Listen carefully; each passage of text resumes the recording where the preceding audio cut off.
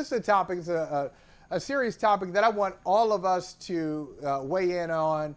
I want to hear you, Liv, with Natalie, and you, Jason, as well. Kaiser Gondrezick, WNBA player, former WNBA player, or WNBA player who we thought, I want to be sensitive to her comments. She posted something on X, formerly known as Twitter. She posted something talking about her situation being used to fulfill somebody else's agenda and somebody else's narrative. And she didn't say these things about Kevin Porter Jr. She didn't say that Kevin Porter Jr., to quote her, balled up his fist and punched her repeatedly in the face. She didn't say that certain injuries were caused by Kevin Porter Jr. And I just want to ask you all, and I don't know what happened. We really don't know what happened, but I do know this. Historically, there is a strong percentage, a high percentage of victims of domestic violence who will say one thing initially that is their truth or the truth, and then after further reflection, for a number of reasons, will then take that back and say, hey, that's not actually how it happened, and leave us alone.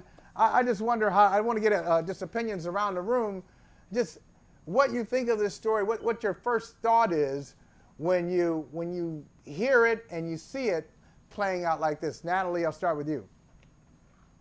Yeah. I think what's important to note about her tweet, what she put out, and anytime she's on some level tried to push back against what's out there, is that she's never once said that something didn't happen. What she said is it's being mischaracterized, or like she didn't say that. So maybe she said something different, but she's never actually said there was not an incident that occurred where I was not harmed, right? So she hasn't actually refuted that. Her sister has come out and put out statements on social media that don't align with her. And in addition, like you already said, Holly, this is something often that victims of domestic violence do. So I'm not surprised by her commentary at all. There were also the fact that one of the assault charges was dropped. And so a lot of people started running with calm down. We don't need to jump to conclusions. But I'm going to tell you, I'm very comfortable saying that Kevin Porter Jr. should be out of the NBA. I believe that he abused his partner. It was not the first incident. There was a police report. Hotel employees found her. There was a hospital report. The DA is still proceeding with charges. And while the assault charge, because they discovered there's no broken bone in her neck, was dropped, there's still assault charges for strangulation, and her eye, she had bruises. So that happened from someone. She didn't do it to herself. So someone abused her, and I believe the right and correct person is being charged, and we'll see it play out, but he has no business being in the NBA, and that's where I stand on this. Liv or Jason? I agree. I mean, I think her, kind of, I don't want to say deflecting, but getting down to the nitty gritty of the details, closed fist versus open fist, it doesn't matter. It does not matter. When there is a police report, there are witnesses, there are hotel employees that saw something go down. Abuse is abuse. There's not a single man in this world that should be aggressively putting his hands on a woman. Ever, point blank, period. There is no excuse for it. So I think when you start seeing victims of domestic abuse, and I don't want to speak for her because, again, these situations are very difficult to talk about when we don't know every layer of what happened, right? I wasn't there. I didn't witness it. I can only go off of what I see as fact, which is charges, witnesses, hospital statements, as Natalie alluded to. So I can't act like I was there, but what I do know is abuse is abuse. And there was clearly a level of that went down that night. And I think that when we start seeing victims going back and clarifying little details and trying to fact check and whatever, it's to eliminate as much scrutiny that the abuser will receive. But regardless, to me, a little detail as a closed fist versus open fist, a this versus that, it really doesn't matter to me. Abuse is abuse. There's levels to it, of course, but in this situation, I think that The details right now, to me personally, just don't matter. It's simply put, he put his hands on his partner in an aggressive way, which is never okay, and he shouldn't be playing in the NBA. And I think that right now more than ever, the NBA needs to be very careful about how they handle these things moving forward, because we are seeing it more and more. We saw with Miles Bridges that he was back in the NBA before we know it. Now he's arrested again. Now the NBA looks like Boo Boo the Fool, because guess what? You let this man go back on a court, get back in a practice facility, play basketball with his teammates again. And guess what? There's now a mugshot of him smiling all over the place.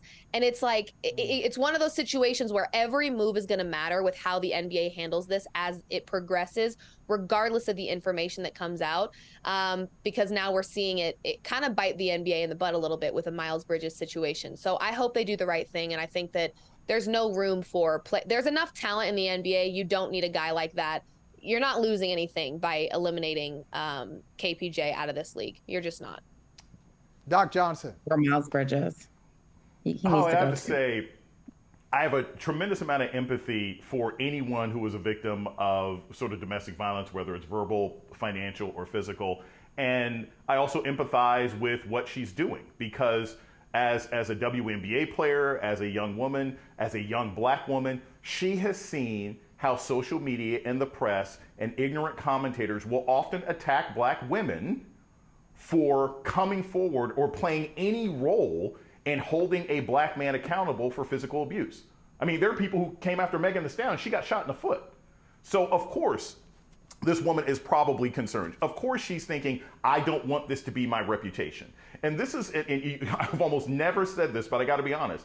This is one of the few areas where I am generally pleased with our criminal justice system in America. And that is the fact that in states like Massachusetts, Colorado, New York, several other states, that the state can continue with a prosecution of domestic violence, even if the likely victim wants to recant or does not want to participate in the process. And these laws were put in place because women who were victimized would often fear retaliation and they wouldn't want to come forward. So the state can say, look, we get it. We get it. You have a story. You're afraid. You think this person will come back and harm you. You think it'll harm you professionally. We will pursue this anyway. And that's what we see happening here.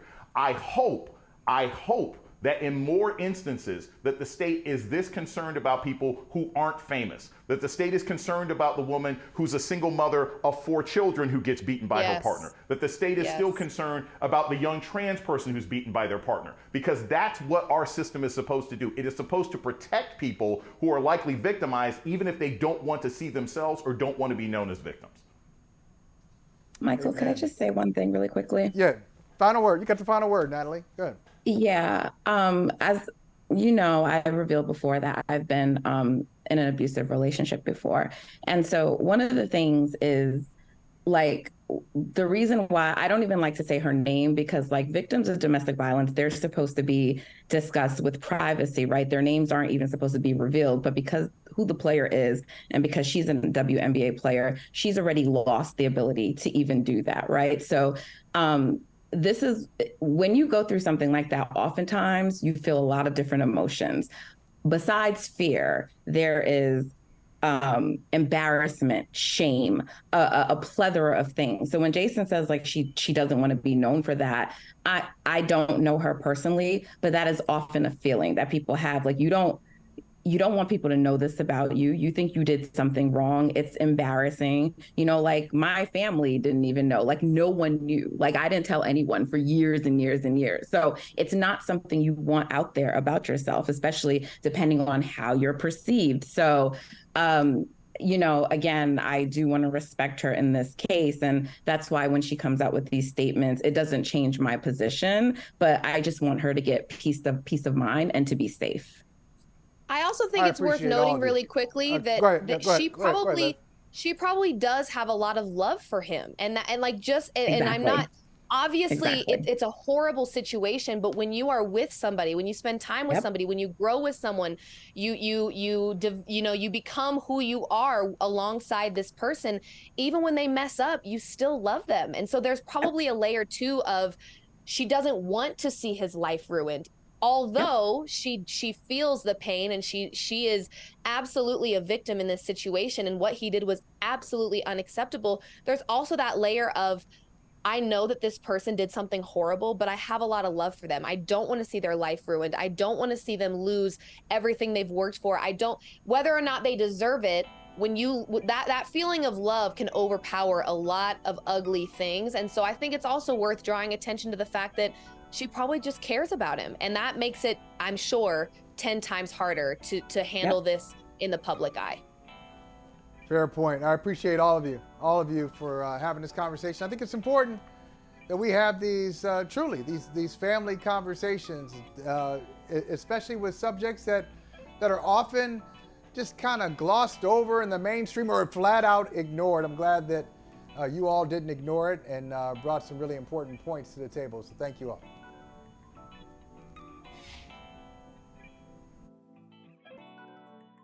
Hey, thank you for watching Brother from Another. If you haven't hit that subscribe button, go ahead and do that now. Don't forget, you can catch us 3 to 4 weekdays on PeacockTV.com and on Sirius XM Channel 85.